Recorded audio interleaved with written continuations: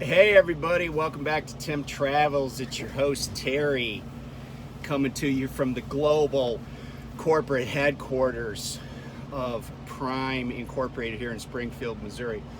So this video is in response to a question I got, and I kind of had addressed this in previous videos, but it's been a while, and so somebody recently asked a question and I said I'd do a video about it. So the question is, what's a nice lawyer doing in a dump like this? And the answer is kind of simple. And it's not, a lot of people have said, oh, wow, you were an attorney and now you're a truck driver. That's a big change. But I know people out here that have been in all sorts of walks of life. And I think that points up the fact that there's really no career that might not lead you to eventually being a truck driver. Now, I'm not saying going to law school is the best way to get a CDL, because it's not. But I think that when you bring people into this industry that have life and professional experience outside of this industry, it actually improves the industry. So, like I've had people that I've talked to that have been school teachers or police officers, firefighters. There's certainly a lot of guys that were retired military, attorneys, mortgage brokers, you name it, right? Some people just came from being like housewives and they had a change in their circumstances and they became a trucker. But that experience is still invaluable, right? That's why there's this used to be a class called home economics when I was a kid. Now it's called like family something. But the point is that everybody's experience is valuable, I think. And to my case, it's really easy when you're in an intense profession to get burned out.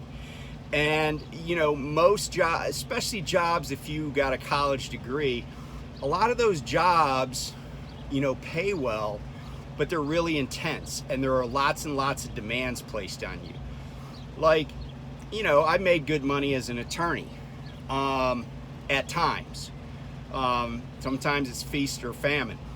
But, I would often have clients call me on Saturdays or call me at 9 o'clock at night, because they just thought of something and wanted to talk to their attorney. Like, because they paid me fairly well for what I did, they felt like they kind of owned me. And, I didn't have a lot of independence. And just to put a point on that,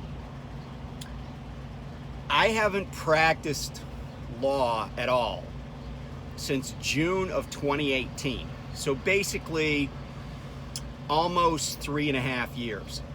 Yet just today I was sending out documents. I mailed them from the mailroom here at Prime for lawyer stuff, And so it's one of those things where you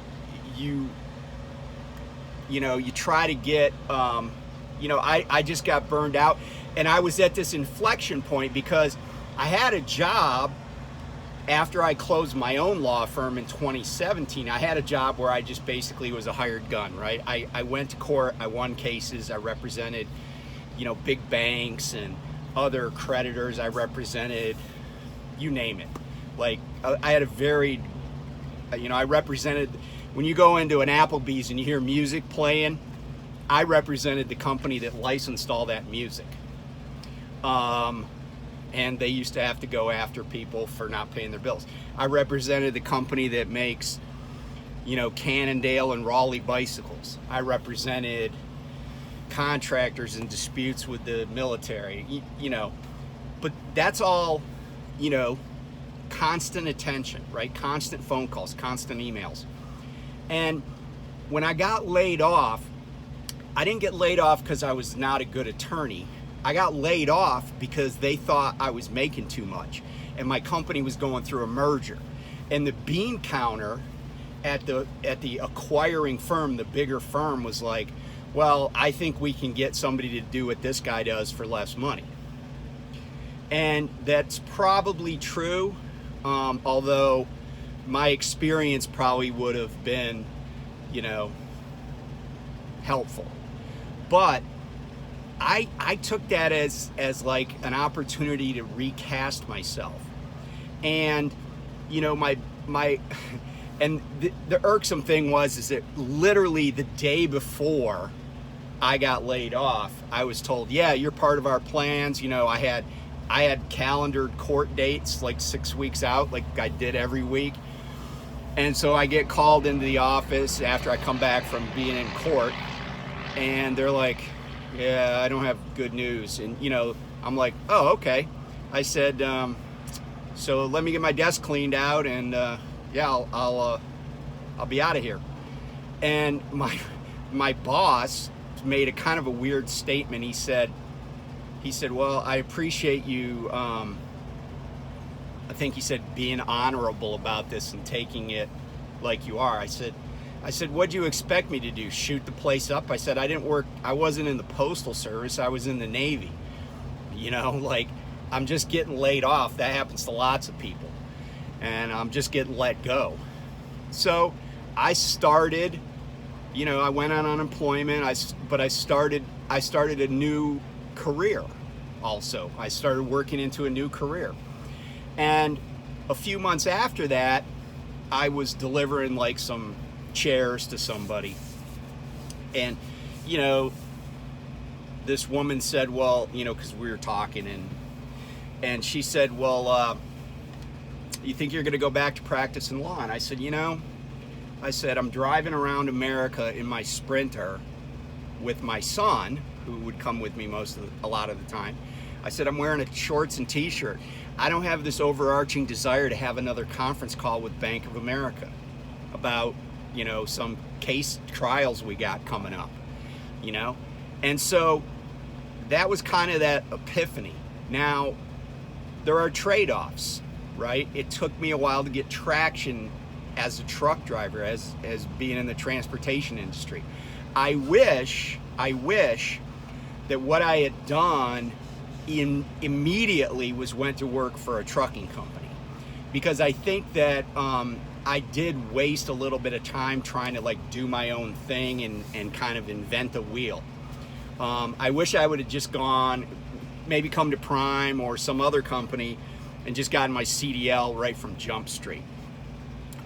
So that was a mistake. If you're thinking about this, don't be half-hearted about it. You want to make the jump, right? Make the jump, Like, don't jump off the bridge and then turn around and grab one hand onto the rail and hold on for a while till you lose your grip. Just jump. Because your worst case scenario is, because, if that hadn't worked, I guess I could have made some phone calls and gotten a job. I mean, it wasn't like I was unemployable. It wasn't like I didn't have a decent reputation for doing a good job. I could have gotten a job somewhere. But I'm glad I didn't. I know that's probably not the answer my wife wants to hear or wanted to hear back then, but so we got through it. It was kind of painful, and I take responsibility for that. I mean, I wasn't as well planned as it should have been. But like I said, it kind of happened suddenly. I call her on a Friday. I'm like, hey, I just got laid off. So that's kind of my story. I don't regret being a lawyer, but at the same time, I wish I was a little more self-aware about what I'm good at and what I like to do. Because the thing is, right, like, I suffered through a lot of lean times as an attorney, but those school debts come due all the time, And so I had this job title, and too many Americans are like they're focused on what people do because they think that tells them how much money somebody's making. But think about it, right? Like in Europe, people that want to go to college often get all their college paid for by the government. And then they become a doctor or a lawyer or, a solicitor, barrister, whatever, or an accountant or some kind of, government employee. But they're no more important than the guy who picks up the trash. But in America, we gauge people based on how much money they have, which means we gauge them based on their employment, right? So when I used to tell people I was an attorney, they'd be like, ooh, they didn't really say that, but in their mind, they're like, oh, this guy's the top of the heap, right? But the truth is sometimes my businesses were struggling and I was barely getting food on the table and I was just waiting for a break. And oftentimes those breaks would come. I remember one time I was struggling and then I got a call from somebody like, hey, we'll give you $25,000 if you can do these documents for us, right? I was like, cool, like I was out of the woods. And then I had to do some other documents that they weren't thinking of and I charged them another $10,000 for it. But again, it was a lot of feast and famine. And I don't have that here.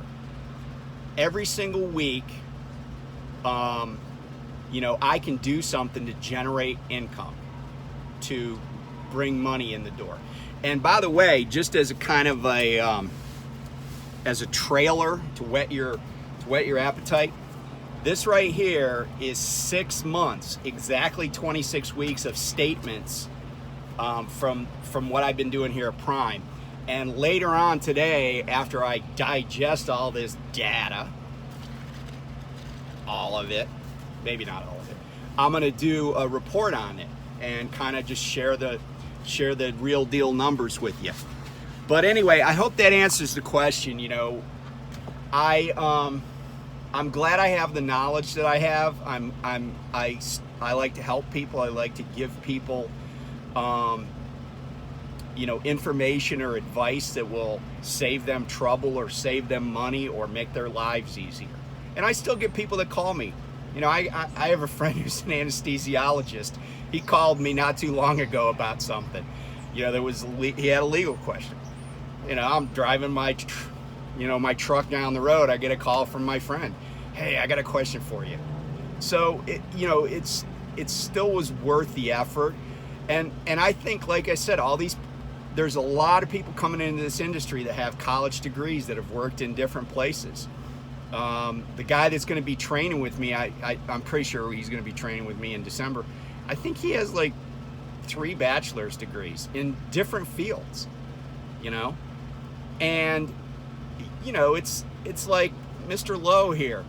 He was a engineering major at the University of Missouri, did time in the military, and I think he was in the Army in Vietnam, and here he is, he runs a trucking company. He brought his life experience here and created something really pretty impressive. So I hope to kind of emulate that in a way. So it doesn't matter what you're doing. This is an industry that you can make your way in. But the converse is also true. It doesn't matter that if you've done nothing, right? If you can pass a drug test and pass a CDL test, you can have a pretty lucrative career. There's a lot of people, this is one of the few industries where you can start with nothing and really create a very, very comfortable lifestyle. You're gonna have to work hard. Nobody's gonna hand it to you. Like, nobody says, well, we'll just give you $1,000 because you would have taken that load for us, but we didn't ask you. That's not how it works. It really is what have you done for me lately? But that's okay, right? That's okay. Because the irony is that in my previous life, I used to make wealthy people exceedingly wealthy. I used to help very rich people get richer. Now I help one person get richer.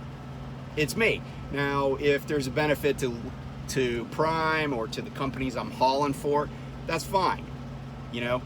But I can look out for myself, and you know, like I don't have to, like I help somebody start a company that's hugely successful, and I can still remember the conversation where they crammed me down on my legal fees, and you know, we're like, oh, we shouldn't have to pay this much, and I was like dropping F. I was pissed, you know, like these guys were wealthy already, and I helped them start a company that's, like I said, very successful.